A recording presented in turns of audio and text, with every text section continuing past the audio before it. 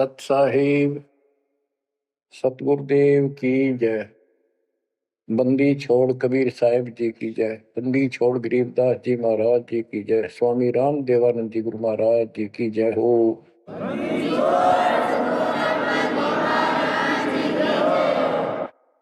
सर्व संतों की जय, सर्व भक्तों की जय, धर्मी पुरुषों की जय। श्री काशी धाम की जय, श्री सुडानी धाम की जय, श्री क्रोथा धाम की जय, श्री बरवाड़ा धाम की जय। सत साहिब परमपिता परमात्मा कबीर परमेश्वर जी की असीम श्रद्धा से बच्चों आपको अमर कथा सच्चा ज्ञान सुनने को मिल रहा है। आपकी किस्मत परमात्मा ने अलग लेखनी से लिखी है, अलग आपका अकाउंट है जिस पर काल का कोई अधिकार नहीं है। बच्चों, परमात्मा का एक एक शब्द अपने को सत्य मानना होता है। या तो भक्ति पर लगो मत, भोगो कष्ट। भक्ति पर लग के भी और भक्ति मार्ग में अविश्वास होता है तो वो प्राणी सफल नहीं होता। जैसे दास को पहले शुरुआत में परमात्मा की चाह खूब थी और ये सुना करते थे द्रौपदी का चीर मिट गया, नरसिंह दास भगत की कुंडली भगवान ने ली। तो इस तरह की बातें आत्मा मानती थी, भगवान कुछ भी कर सकता है। पर कोई कह देता था नहीं ऐसा नहीं हुआ करता है, तो वैसे भगवान की आस्था बनाने के लिए कह रखा है ऐसा नहीं हो सकता। तो मन ये भी मान लेता था कि ऐसा ना होगा, पर भगवान तो है। केवल इतना मानकर भक्ति कर रहे थे, दीक्षा भी ले ली थी। और फिर परमात्मा ने ऐसा अजब गजब किया, वो सारी शंका मिटा दी। लोहे की जाड़ी को 1 फुट से ज्यादा बढ़ा दिया और दोनों को बढ़ा दिया 1 कोटि। तो बच्चों, विश्वास बहुत जरूरी है। जैसे आपको उदाहरण दिया जाता है सत्संग के माध्यम से। एक गांव के बाहर 2 साधक साधना कर रहे थे। एक 40 साल से बैठा था, आयु 60 के आसपास हो चुकी थी। दूसरा 4 वर्ष से साधना करने लगा था, वो भी घर त्याग कर बाहर आश्रम बना रखा था। तो बच्चों, वैसे तो साधना दोनों की ही शास्त्र विरुद्ध थी। पिछले संस्कार से प्रेरणा इतनी प्रबल हो जाती है कि आत्मा भगवान की तरफ तड़प जाती है, उसको खोज के लिए निकल पड़ती है और जैसा कोई मार्गदर्शन मिलता है उसी अनुसार अपना सारा जीवन कुर्बान कर देती है। उससे उसका कुछ तप बन जाता है और कुछ सिद्धियां आनी शुरू हो जाती हैं। उससे उसका वहां बोलबाला हो जाता है। फिर उसकी मृत्यु के बाद वहां एक यादगार बना दी जाती है। वो नरभाग आप तो नरक में गया, आने वाले उस गांव की कई पीढ़ियों को भी नरक भेजने का सामान तैयार कर गया। आने वाली पीढ़ियां उसी को मत्था टेक टेक उस कब्र पे, उसकी मूर्ति पे और अपनी मनोकामना पूर्ण करवाती हैं। होता किसी का कुछ नहीं, पर वह भावना बन जाए। एकाधिका वैसे सूत बैठ जाए, दाव लग जाए। स्वाभाविक जो भक्ति ना करते उनका भी हो जाता। वो तो उसका संस्कार होता था और वो नियमित उसका कर देते थे। हम भी ऐसे ही थे। अब बताना चाहता दास, फिर भी विश्वास बहुत काम करता है। भगवान उसके नंबर देता है अलग से, तो उसकी भक्ति में आस्था अगले जन्म में बनी रहती है। इस तरह की क्रियाओं से जो आस्तिक और नास्तिक दोनों क्रिया करता है, वो घर का रहता ना घाट का। एक देवदूत आया करता था ऊपर से, विष्णु जी के लोक से। और वो आकर के उन दोनों भक्तों से काफी देर तक चर्चा परमात्मा की करता था और वो प्रश्न करते रहते थे, भगवान ठीक है, वहां की व्यवस्था कैसी है। तो वो देवदूत दोनों भक्तों के पास घंटों बैठ कर जाया करता था।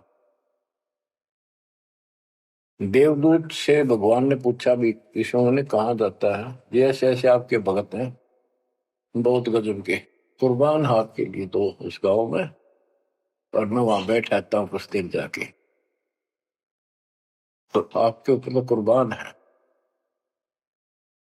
तो विष्णु जी बोले, मैं भगत तो एक है, एक तो वैसे टाइम पास कर रहा है।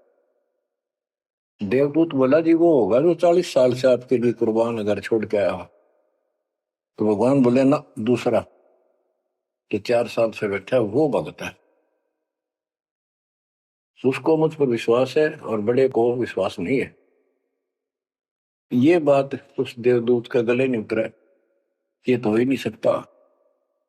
तो भगवान ने समझ लिया कि देवदूत को विश्वास नहीं मेरी बात पे।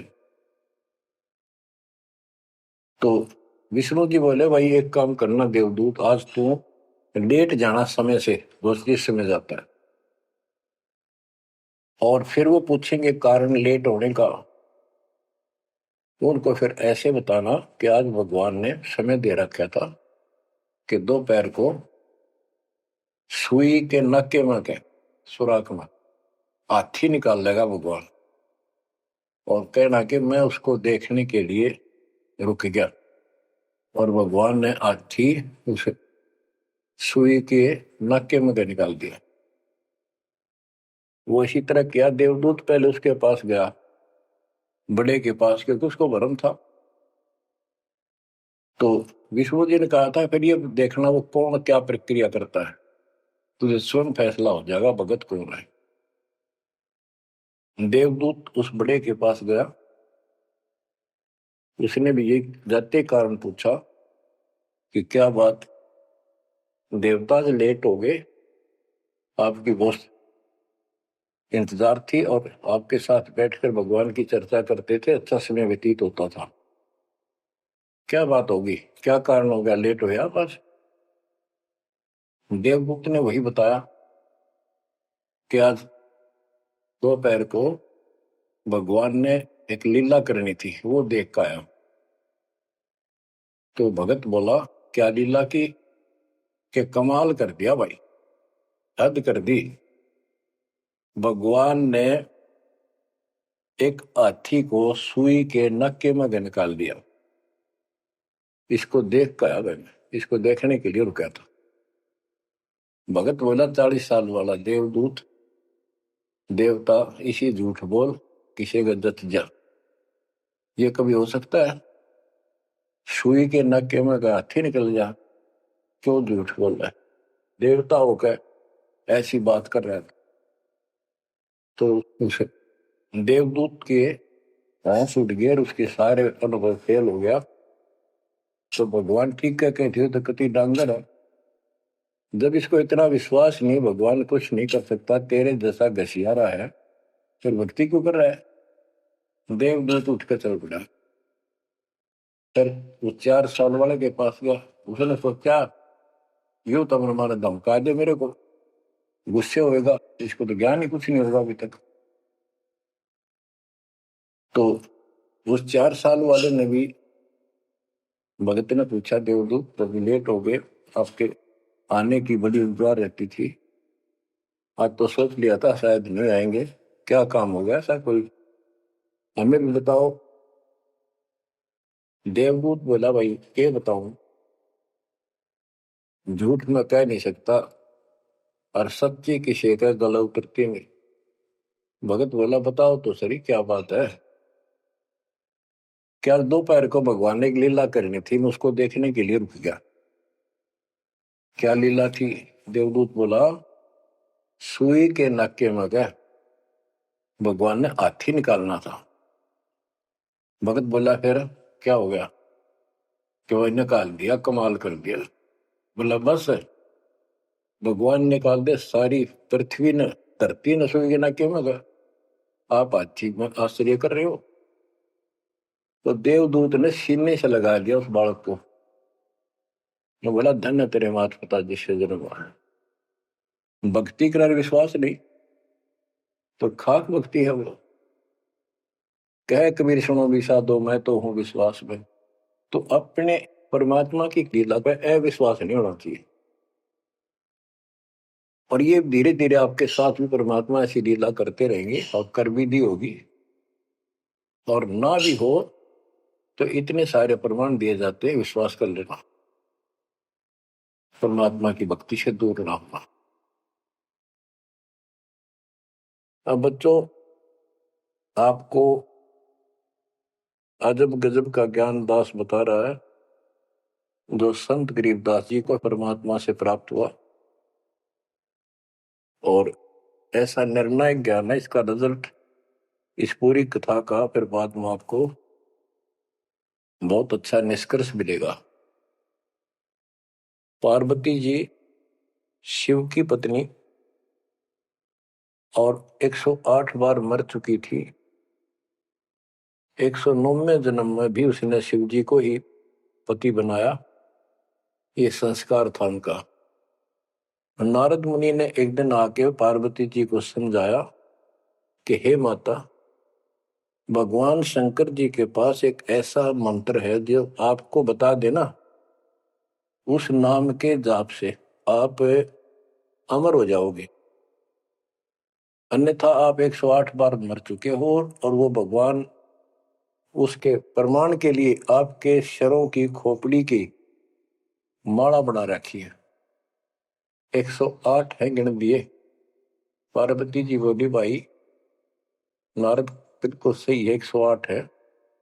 मैं पूछती हूँ ये किसके क्या है, तो वो टाल मटोल कर जाते हैं। तो हे माता, आपका जन्म मरण मिट जाएगा। तो वो बोली भाई ये मेरे बात समझ में नहीं आती कि शिव महाराज जी मेरे से कुछ नहीं छुपाते, और इसने ये कैसे छुपा रखा मंत्र मेरे से बहुत प्यार करते हैं। और बताते हैं तेरी मृत्यु के बाद मैं बहुत रोता था।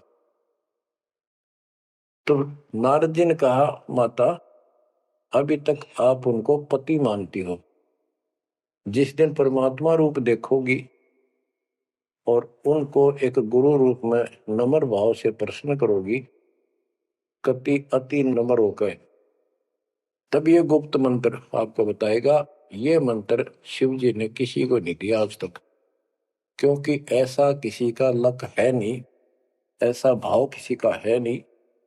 तो आपको वो भाव बनाना पड़ेगा जिससे वो आपको अमर मंत्र दे दे। नारद कह के चला गया। पार्वती को बेचैनी होगी माता जी को। शिव जी जब घर आए और दिनों तो वो दूसरे ढंग से बात करा करती, क्योंकि पत्नी बराबर का हकदार होती है, हिस्सेदार होती है। उस दिन चरणों में लेट गई, दंडोत प्रणाम किया और चरण पकड़ के रोने लगी और कहने लगी, हे भगवान, मुझसे ऐसी कौन सी गलती बन गई कि आपने मेरे से वो अनमोल मंत्र छुपा रखा है। हे भगवान, मैं 108 बार मरी, क्या आप दुखी नहीं हुए होगे? मुझे वो नाम बता दे जिससे मेरा जन्म मरण मिट जाए। अब शिव जी उसके मुंह की तरफ देख रहा है, पार्वती की सारी आओ भाव को समझ रहा है। कहने लगा, पार्वती, आज तेरे को कौन सा भगवान आत्मा मिल गया जिसने तेरी बुद्धि बदल दी? ये तेरी बुद्धि का ज्ञान नहीं है। तेरे को तो मैं जानता हूं, ये बात तेरे मन में भी नहीं आती थी। मैंने कोशिश भी की, भक्ति किया करो, आप कह देती थी आप भगवान हो, मुझे क्या जरूरत है, मैं भगवान के साथ हूं, मैं उनकी अर्धांगिनी हूं। तब पार्वती जी ने बताया कि नारद जी आए थे, उन्होंने मुझे ये सब बताया। तो भगवान शंकर बोले, पार्वती सुन ले, जितनी बार तू मरी मेरा पागल जैसा हाल हो जाया करता था। एक बार तो राजा दक्ष के यज्ञ में जलकर मरी, तेरे अस्थि पिंजर को उठाए मैं 10,000 वर्ष तक घूमता रहा था कंधे पर रख के, और पार्वती पार्वती करता हूं। तो एक सुदर्शन चक्कर आया, उसने काट के तेरे टुकड़े कर दिए शरीर के। जब मैं ठगा सा रह गया, मेरे हाथ कुछ नहीं बचा, फिर तेरा जन्म हो गया, शादी फिर होगी। वह भूल पड़ी। ये मंत्र ऐसा अजब गजब है, ये आम व्यक्ति को नहीं बता जा सकता। भगवान शंकर जी ने कहा कि अब तेरी आत्मा सच्चे दिल से डिमांड कर रही है, अब मैं तुझे यू नाम दूंगा।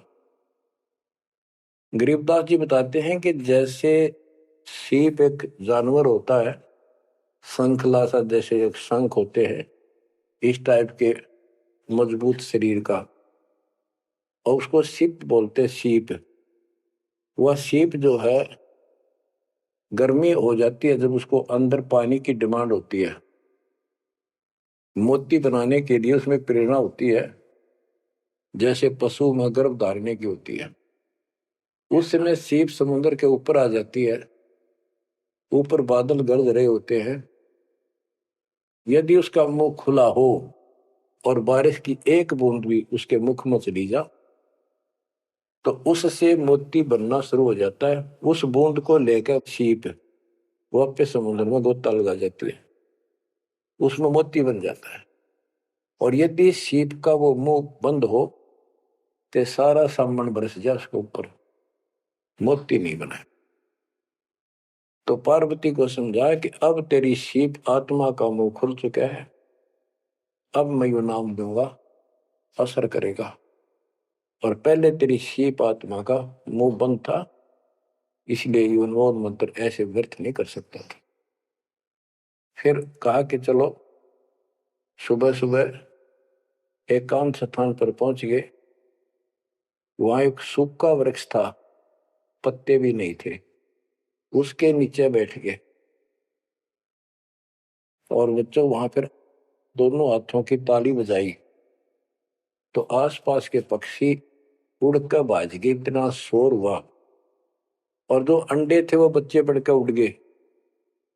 उसी वृक्ष की खोगड़ में एक खोखले स्थान पर तोते के अंडे थे। वो जो अंडे थे, उस स्वस्थ अंडे तो बच्चे बढ़कर उड़ गए, और एक अंडा अस्वस्थ था, कति खराब हो गया था, गंदा हो गया था, वो वही रह गया। भगवान शंकर को पता नहीं था कि इसमें कोई तोते के बच्चे भी हैं, अंडे भी हैं। उनको मालूम था कि अंडे भी होंगे तो बच्चे बनकर जा चुके होंगे। अब बच्चों, बहुत सी कहानी इस एक ही कथा से आपको समझ में आएगी।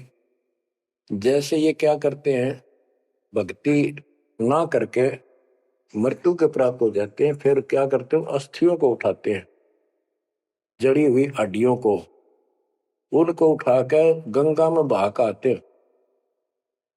उनका उद्देश्य तो ये होता है कि इसको इतने गहरे पानी में डाल दे कि जो व्यक्ति मर जाता है, स्त्री या पुरुष, जब वो प्रेत बन जाता है तो अपने घर आता है।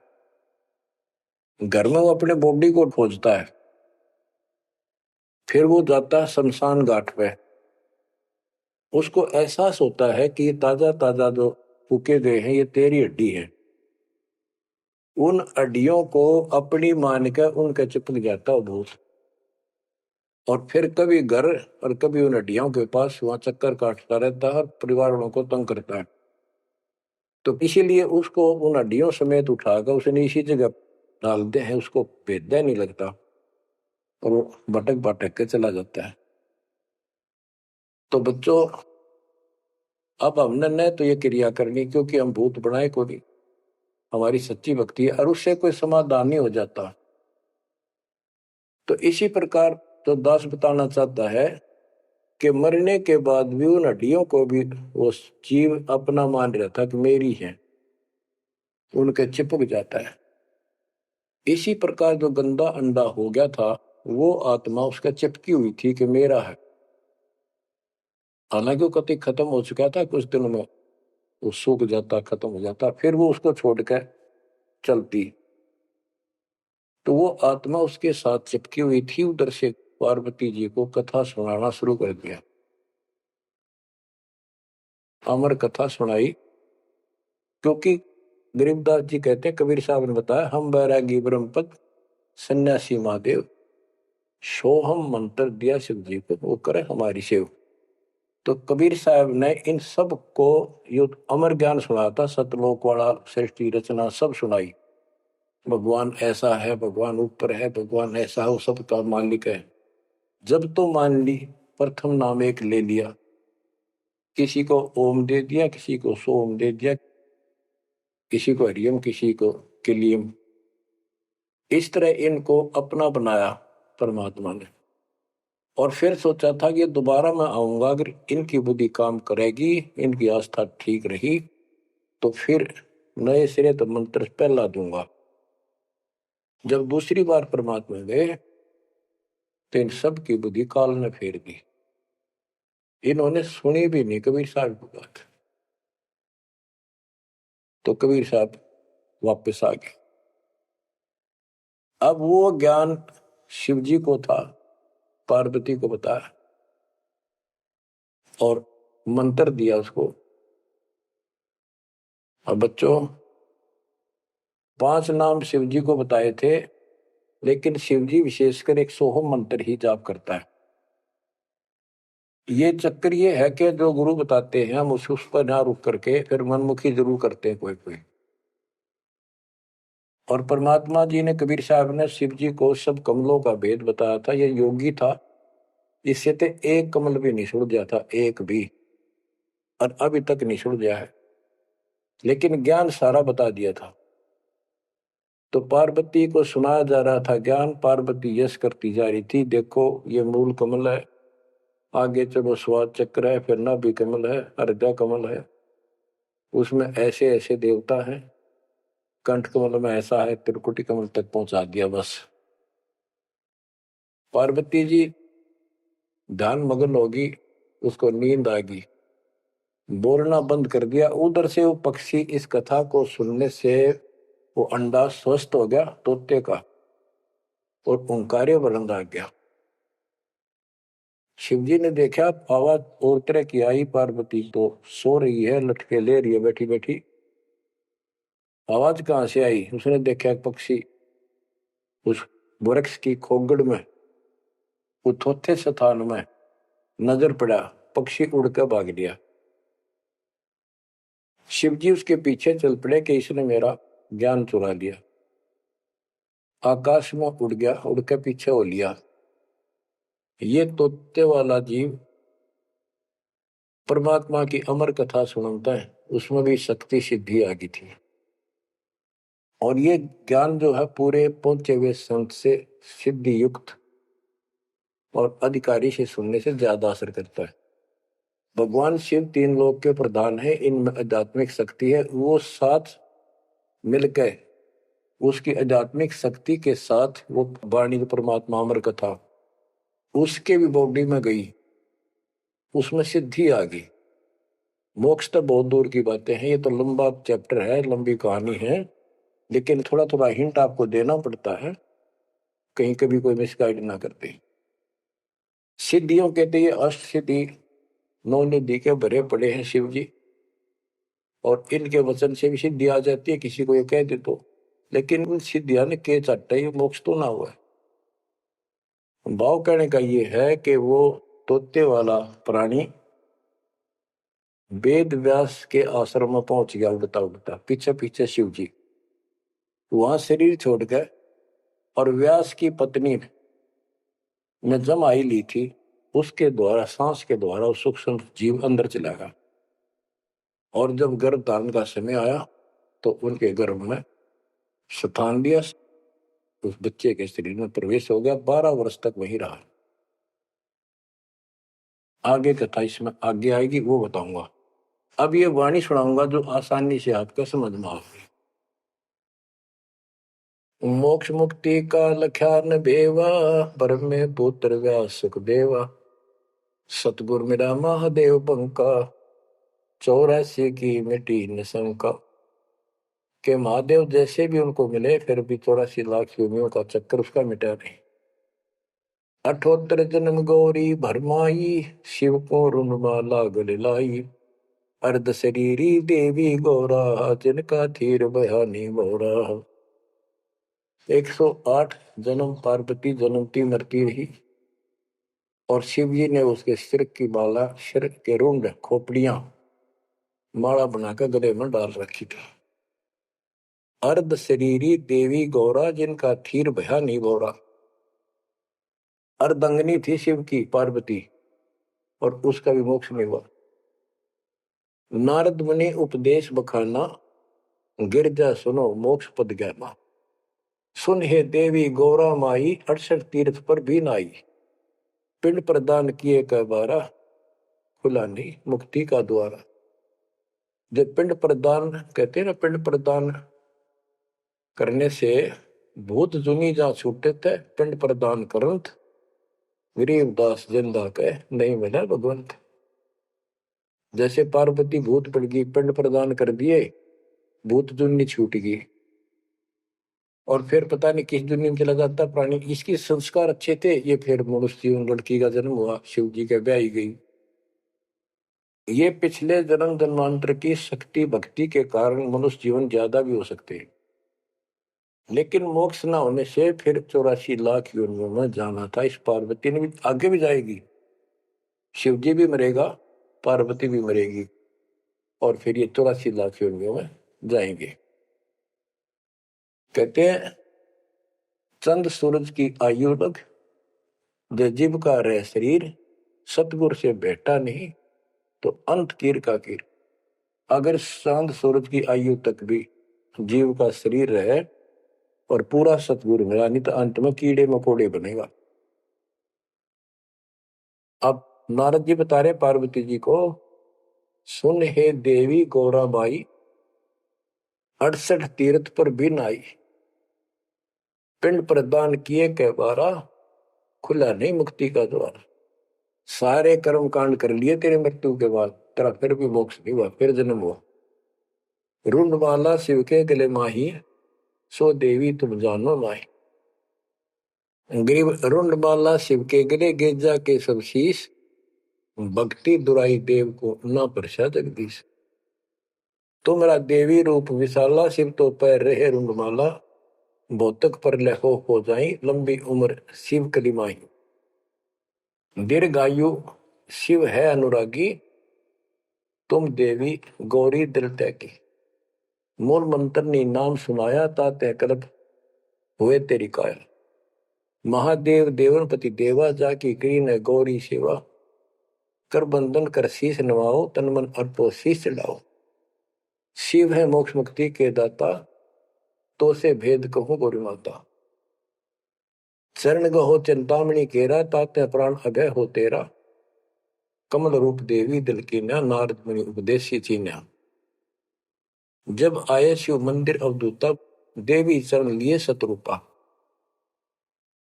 अब कहते नारद के कहने से पार्वती जी ने, गौरी देवी ने कति पाक साफ दिल कर लिया, कमल की तरह। कमल के ऊपर कोई मैल नहीं होता, ना कोई धूल टिकती है, ना जल टिकता है, ना कोई कीचड़ टिकता है। तो ऐसा साफ दिल किया और जब शिवजी घर पर आए, उनके चरणों में चरण लिए सतरूपा। सच्चे भाव से चरण लिए। चरण पकड़ रोवत है बाला, मोरे शीश किए रूपमाला। मोसे भक्ति दुराई देवा, मैं जाने नहीं तुम्हारी सेवा। मोसे भक्ति दुराई स्वामी, हमसे भेद कहो निज धामी। मैं अबला हूं बाला बोली, पार निभाओ हमारी डोली। कति चरण पकड़ के कहने लगी, मैं तो भोली सी लड़की हूं और मेरा बेड़ा पार करो। बच्चों, ये सारी कहानी आपको मौखिक सुना दी, इन वाणियों में सारा इसी का निष्कर्ष है। अब क्या बताते हैं गरीब मूल मंत्र महबूब का ये सुनाओ मोही। पार्वती जी कहती है शिव जी को कि उस परमात्मा का समर्थ शक्ति का जो मूल मंत्र है वो मुझे बता दो। अब इन मूल मंत्र का पता नहीं, जिस भी नाम को ये गुप्त रखते हैं जो विशेष नाम के पास है उसी को मूल मंत्र मांग रहे थे। गिरी मूल मंत्र महबूब का ये सुनाओ मोही, युगन युगन के पातक कटे छूटे तेंद्र द्रोही। पूर्व जन्म की कथा सुनाओ, मूल मंत्र हमें शिव गौराओ। भूल रही भवसागर हमी, मोक्ष मुक्ति के दाता तुम ही। शिव बोले सुन देवी बाता, को उपदेशी मिला विदाता। ये तो ना ही ज्ञान तुम्हारा, हम सो भेद कहो परवार। कि आज जैसे तू बोल रही है कि तेरी बुद्धि की बात नहीं, तुझे कौन ऐसा भगवान आत्मा मिल गया जिसने तेरा मन फेर किया। गिरजा कह सुनो शिव स्वामी, तारण तन आदि घरनामी। नारद मुनि उपदेश समोदम, दीन ज्ञान ध्यान परमोदम। शिव समर्थ बोले हैं जब ही, गौरी ज्ञान सुनाया तब ही। कोटि कल्प प्रलय युग बीती, ज्ञान ध्यान सब ही परचिति। तुमरा मन नारद मुनि फेरा, सुनो ज्ञान तुम गौरी मेरा। बनखंड चलो गौरी दीवानी, पंछी सुने न हमारी बानी। ऐसे स्थान पर चलो पक्षी भी कोई हमारी बात ना सुन सके। जब शिवकर से लाई तारी, उड़ गए पंछी नर और नारी। जहां एक सूखा तरवर ताक्या, वहां पर एक सूखा वृक्ष देखा। शिव को आसन तहां वहां रखा, उसके नीचे अपना आसन लगा दिया, पार्वती को साथ बैठा दिया। जहां एक गंदा अंडा तिस्माही, तिस जानत समर्थ साई। योग असंख्य कल्प बरमाया, पूर्व जन्म कोई पिछला आया। अब तुम सुनो गौरी मेरा ज्ञाना, आसन मुख कर कोटिसाना। आसन पदम लगाओ गौरा, मेर दंड सुधा कर भोगा। गरीब आसन पदम लगाए कर भंवर चुड़ाओ सुन। अनहद नादू बाजही, जहां लगाओ तुम। और क्या बताते हैं कि उस वृक्ष की खोगड़ में गंदा अंडा पड़ा था और उस गंदे अंडे वाले जीव के असंख्य जन्म 84 लाख योनियों में हो चुके थे। यहां से उसके भाग जागे और तो पक्षी बन के उड़ गए, वो पक्षी बन नहीं पाया। बाद में उड़ा जब उसने सारी कथा उसके ऊपर असर कर गई। जैसे बच्चों बहुत बार बताते हैं, दास साहब को बताता है कि ये अमर कथा जो गरीबदास जी की वाणी है या शिव जी वाली अमर कथा से कई हजार लाख गुना ज्यादा शक्तिशाली है, ज्यादा प्रभावी है। अब ये कथा सुनाने का मुझे कोई उद्देश्य नहीं, इसमें से ऐसा निष्कर्ष निकाल लूंगा आप हैरान रह जाओगे।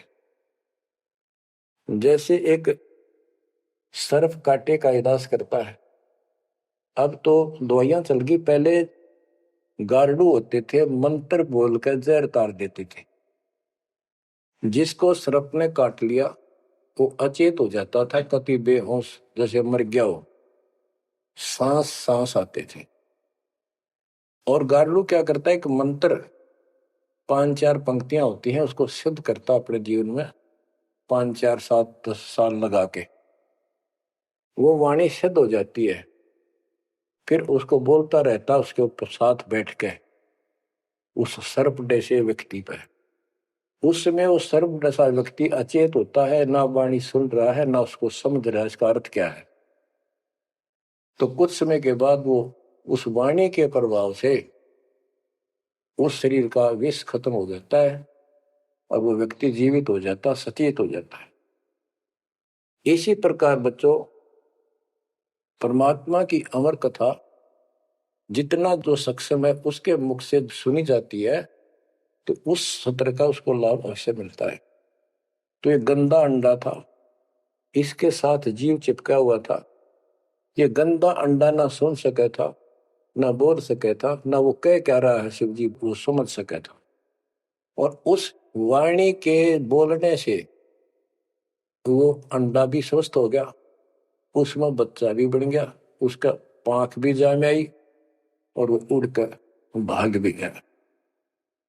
इसी प्रकार जो आज मानव के ऊपर रहम हुआ है, गरीबदास महाराज जी की अमरवाणी इससे भी ज्यादा स्ट्रोंग है। और ये अब दास के बुक से चला करेंगी अखंड पाठों में, आसपास के पक्षियों पर भी असर करेगी, आसपास के पशु पक्षी जीव जंतु पेड़ पौधों सब का ऊपर ऐसे असर करेगी जैसे इस पर किया था। और ये सब धीरे धीरे यहां से शरीर छोड़ते जाएंगे और मनुष्य जीवन पाते जाएंगे। ये सीधे फिर आके मालिक के चरणों में आएंगे। बच्चों, भक्ति जरूर करेंगे, भक्ति करेंगे तो मालिक कहीं ना कहीं उनको मिलेगा।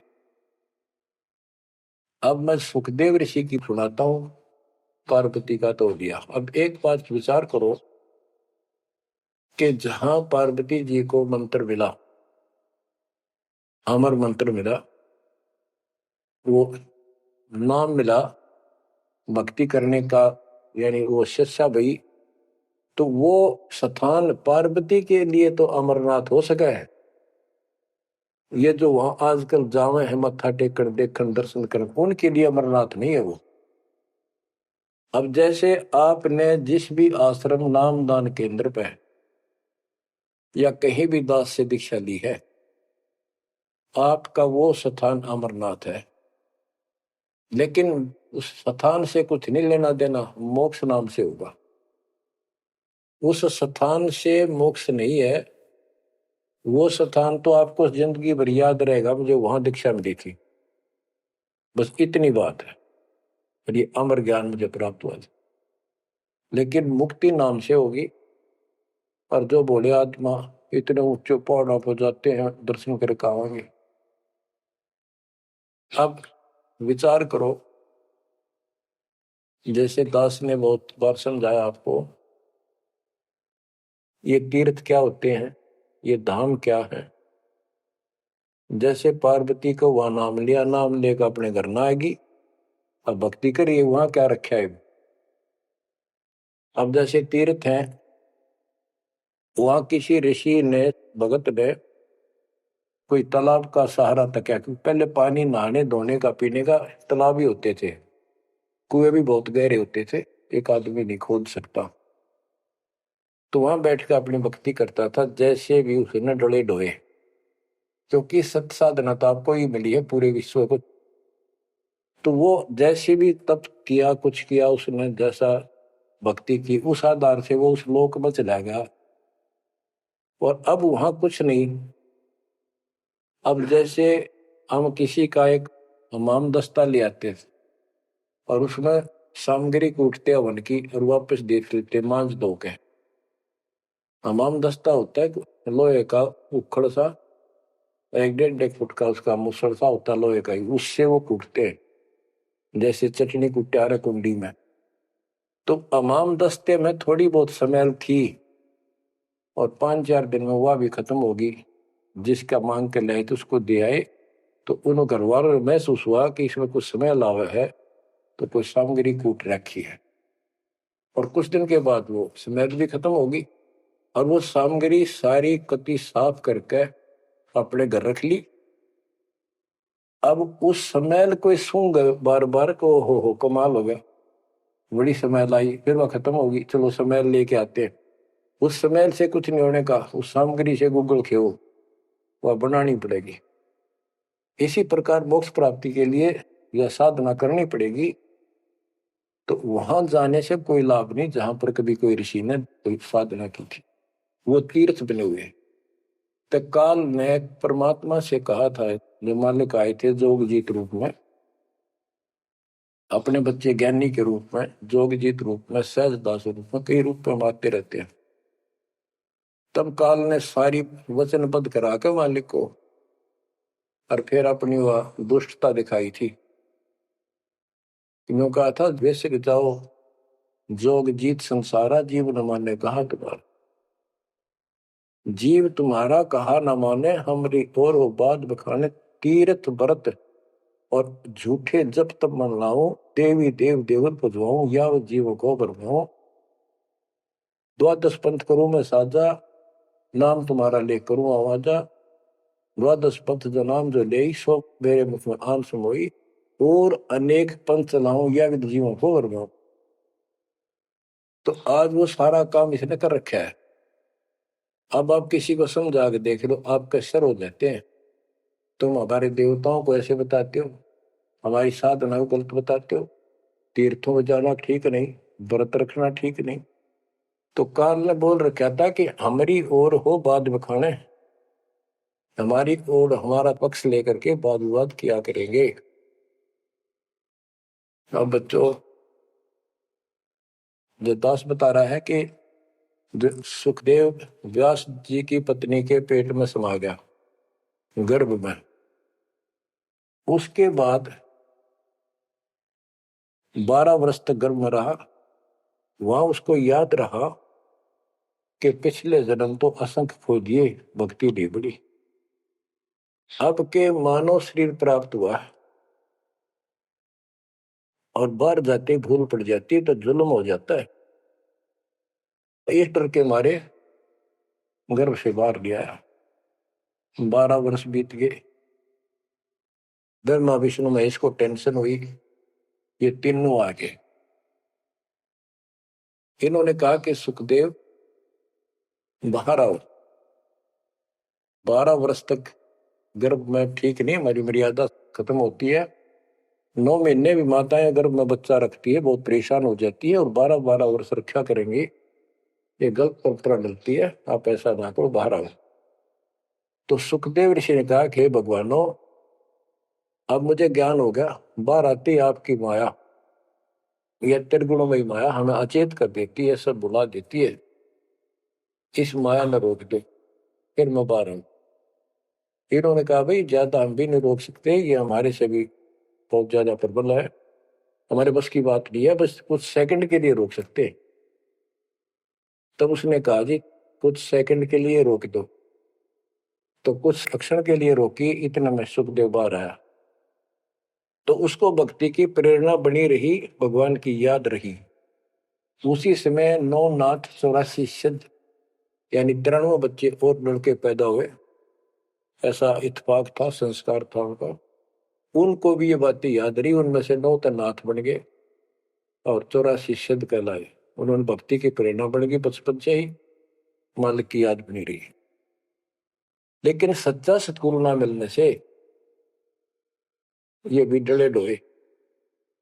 अब बच्चों ज्ञान पूरा आ चुका है और वो ठीक का समय आ गया है।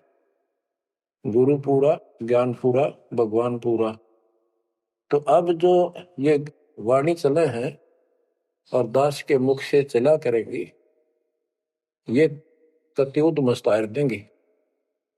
काल के पता नहीं कितने जुगाड़ को तोड़ेंगी, कितने जीवों का उद्धार बनेगा। मनुष्य का तो कहना ही क्या, डांगर डोर पशु पक्षी कीड़े मकोड़ों को भी सहारा मिलेगा।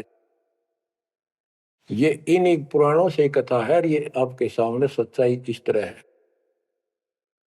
अब तो सुखदेव ऋषि जब बाहर आया, उड़ कर चल पड़ा वहां से। पिता ने कहा बेटा, व्यास जी ने कहा पुत्र एक बार शकल तो दिखा दे। 12 वर्ष इंतजार की, पुत्र होगा पुत्र होगा। तब उसने कहा एक लेवा एक देवा दूतम, कोई किसी का पिता नहीं पूतम। पिताजी पता नहीं कितनी बार तू मेरा पिता बन लिया, पता ना कितनी बार मैं तेरा पिता बन गया। अब मुझे समझ में आ गई है, मैं आपकी तरफ देखूं नहीं, मेरा मोह बन जाएगा। ये छूत की बीमारी है, ये मोह। ये विस्तार से फिर कभी बताएंगे। और ये हम आप लावा जाने का, लेकिन ये उसकी गलती थी। ज्ञान ना होने से इसने इतना ही समझ थी तो वो उस समय गलती कर गया। चलो जो भी इसकी सोच थी, उस आधार से ये वहां से चल पड़ा। पिता पीछे पीछे मोह में दूर तक गया, वहां से आकाश में उड़ गया, अंतर्ध्यान हो गया। आगे जाकर फिर प्रगट हो गया। अपने और नाल जो बच्चे की नाभि से, माँ की नाभि से चिपकी होती है, वह गेल बाहर आकर टूट गई, टूट कर बाहर आ गई। वो बाद में काटा करते हुआ बिना कटवाई कंधे पर घेर कर उठ गया, आगे काटूंगा। अब आकाश में उड़न की सिद्धि उसमें उस मंत्र से आ गई, वो अमर कथा से। अमर कथा में शिव जी ने पूर्ण परमात्मा की महिमा बताई, जो कबीर साहब ने उसको सुना रखी थी। इसमें काफी प्रकरण है, अब इतना समय नहीं जो मैं वो शायरी बताऊंगा आपको। कभी परमात्मा ने दया की तो फिर उनको विस्तार से समझाया करेंगे। तो कहने का भाव ये है कि सुखदेव ऋषि को अभिमान हो गया कि मैं बहुत बड़ा सिद्ध पुरुष हूं, आकाश में उड़ जाता हूं। तो बच्चों स्वर्ग में जाने लग गया, और स्वर्ग के देवता ऋषि महर्षि सब उसको उसकी जो है ना पूरी वो करे, सम्मान करें, उसकी आरती तारे कि बड़ा धन भाग है तेरे, बड़ी सिद्धि प्राप्त कर लिए। इन इतना पता सिद्धि आएगा, और जन्म से ही छोटी उम्र में आपको इतना कुछ प्राप्त हो गया, आप तो बड़े पहुंचे हुए हो। तो सब उसकी खूब अच्छी तरह प्यार रखे, महिमा गाओ। एक दिन उसने स्वर्ग में जाने की इच्छा व्यक्त की, विष्णु जी के लोक में। वहां उसको इसलिए नहीं जाने दिया कि उसका गुरु नहीं था। विष्णु जी तक बात गई। विष्णु जी ने पूछा कि हे ऋषि जी, आपने गुरु नहीं बना रखा? अगर नहीं, गुरु की क्या आवश्यकता है महाराज, ये गुरु बना रहे वो नहीं आ पाए और मैं बिना गुरु के आ गया। विष्णु भगवान बोले ठीक है, वो अलग बात है, यह वही रह सकता जो पहले गुरु बनाओ। फिर एक बीमारी और अहंकार के, मेरे बराबर पृथ्वी पर कोई गुरु नहीं, मैं बाल ब्रह्मचारी, वहां कोई ऐसा संत नहीं, वह बनाऊं गुरु किसको? विष्णु जी ने कहा कि राजा जनक मेरे परम भक्त है, आप उनसे दीक्षा लो। यूं कह के विष्णु जी चले गए, उसको बाहर निकाल दिया पार्षदों ने। वो स्वर्ग में आए, वहां सारी कथा बताई। फिर अन्य स्वर्ग, कोमर स्वर्ग, फिर ऋषियों के पास आए नीचे, उनको बताया तो सब ने कहा कि सुखदेव बहुत बड़ी गलती कर रखी है, गुरु नहीं बनाएगा, गुरु नहीं बनाएगा तो गधा बनेगा। तो पिछले जन्मों में उसको एकदम वो रील सी चल गई कि मैं कभी गधा बना था एक बार, पर अंधा हो गया, स्वामी ने छोड़ दिया, कुमार ने, और मैं भटकता भटकता इन नाले में फंस गया। मेरा पुली बना ली लोगों ने, आन जान लगे, मैंने कहा नहीं, भटक के भूखा होकर तो मरा, प्राण निकले। उस भय से उसको चिंता बनी। फिर अपने पिता के पास वापस आता है। व्यास जी देख के बड़े खुश हुए कि बेटा आ गया। सारी बात पूछी तो सारी अपनी समस्या बताई पिताजी के सामने। पिताजी ऐसे ऐसे बात है, भगवान ने कहा कि राजा जनक को गुरु बनाओ। तो व्यास जी, क्योंकि जितने भी महापुरुष हैं वो एक सुर में बोलते हैं, उनको इतना ज्ञान तो है, गुरु बिन बात नहीं बनती। उसने विशेष ज्ञान तो सुना नहीं था, वो बैटरी चार्ज होगी, उसने उड़ा फिर था, उससे ज्ञान था ही नहीं इसको।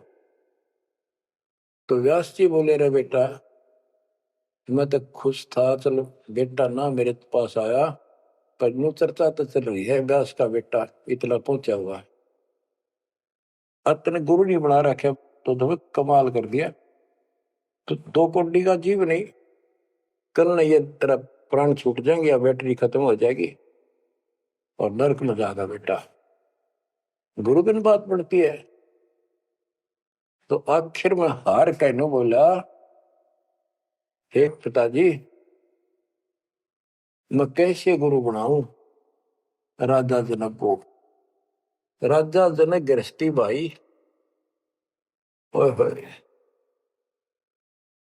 और कैसे शीश निभाऊं जाए। जनक विदेही राजा भाई, कैसे शीश निभाऊं जाई। ओहो। सुखदेव बोले ज्ञान विवेक का हमने स्त्री का मुख नहीं देखे। तो उसके पिताजी बोले जो भगवान ने कह दिया, अरे तू अब भी अगर मगरब कर रहा है, एक अन्य का जीव नहीं, तेने ज्ञान भी क्या आएगा? कहाँ जाएगा फिर तू? वहां तेरे को बढ़ने नहीं देंगे स्वर्ग के अंदर।